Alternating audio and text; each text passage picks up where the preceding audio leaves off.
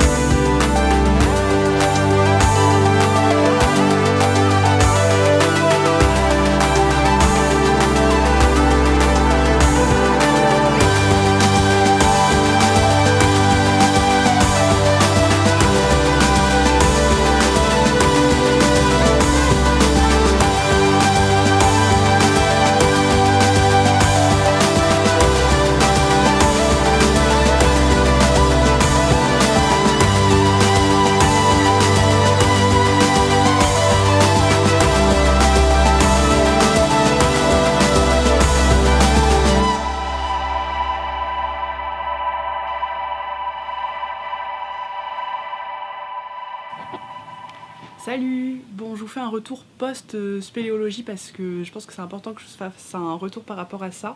C'était une expérience vraiment fabuleuse. J'avais pas vécu ça depuis très longtemps parce que j'avais fait de la spéléologie étant petite, mais vraiment j'en ai quasiment aucun souvenir.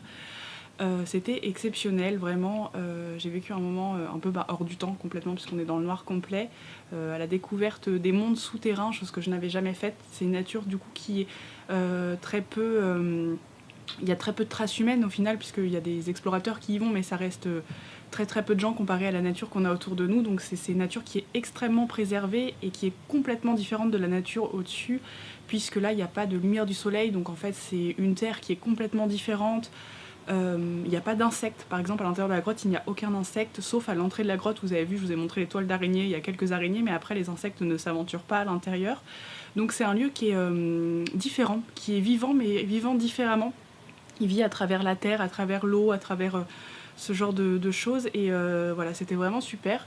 En plus, moi je suis à tendance, même très grosse tendance claustrophobe, et en fait je peux plus rentrer dans les ascenseurs, je peux j'ai des difficultés à prendre le métro maintenant, tout ce qui est souterrain, ce genre de choses, ça m'angoisse beaucoup. Et là, étonnamment, mais je le sentais un peu quand même, j'ai pas du tout fait de crise d'angoisse, j'ai été très à l'aise tout au long de la randonnée. Parce que je pense que c'est un lieu qui est naturel en fait et ça ne m'angoisse pas. Je pense que ce qui m'angoisse c'est les constructions humaines. Le fait d'avoir peur de rester coincé et bloqué dans une construction humaine, voilà, ça me fait... j'ai pas confiance quoi. Donc ça c'était un point super positif, je suis assez fière de moi pour le coup. Voilà. Donc c'était une expérience vraiment, vraiment super pour le coup. En plus ça lie un peu tout ce que j'aime puisque c'est balade dans la nature, sportif et puis très contemplatif. Avec cette vidéo, je voulais vraiment vous faire découvrir le monde souterrain, bien qu'il y ait beaucoup d'images floues. Je suis désolée, mais c'était très difficile de faire la mise au point dans le sombre, donc voilà, il y a beaucoup d'images floues. Mais bon.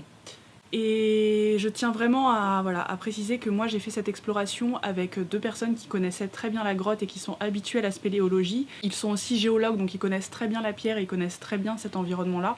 Je n'aurais jamais fait ça sans guide ou sans personnes qui s'y connaissent parce que c'est vraiment très dangereux. Donc voilà, je vous invite vraiment à, si vous voulez faire de la spéléologie, à ne pas y aller sans connaître ou à rentrer dans une grotte comme ça. Allez-y avec des personnes qui connaissent parce que vous pouvez vous perdre, vous pouvez tomber. Voilà, il y a plein de choses dangereuses à l'intérieur. Et moi, clairement, si j'avais pas été avec eux, même si j'aurais fait très attention, il y a plein de choses qui auraient pu m'arriver. Et il faut vraiment connaître l'intérieur des grottes pour faire ce genre d'exploration. Donc n'y allez surtout sans personne. C'est très très important. Voilà. Et puis aussi, si jamais ça vous intéresse de faire ça, je vous invite aussi vraiment à préserver ce genre d'espace et à ne pas laisser de déchets, à essayer de ne pas piller l'intérieur des grottes en prélevant trop de choses. Voilà, c'est un écosystème aussi, même qui est différent, mais c'est un écosystème qui vit et voilà, donc il faut le préserver. Et moi, ça m'a vraiment fait un espèce de, pas de choc, mais un truc hyper... de voir cette nature complètement préservée et complètement vivante différemment. Ça m'a donné encore plus envie d'agir dans la préservation de l'environnement et de faire encore plus attention parce que c'est des espaces qui sont vraiment précieux et incroyables et on a une chance folle d'avoir ça proche de nous. Donc voilà, c'est vraiment, si on peut les préserver et faire attention, pour moi c'est juste hyper important. Donc voilà, on a même ramassé à l'entrée de la grotte des mégots, donc c'est vraiment pitoyable, tant pis j'emploie ce terme, mais pitoyable de trouver des mégots à l'entrée d'une grotte. En plus c'est assez dangereux puisque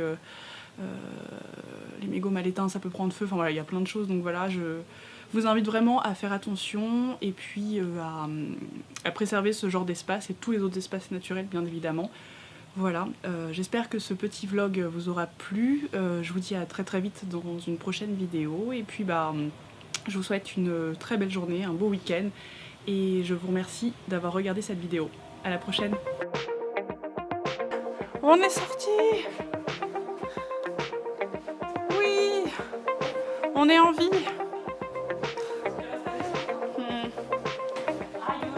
Merde, je t'ai filmé en train de te cogner. Elle descend de la montagne à cheval.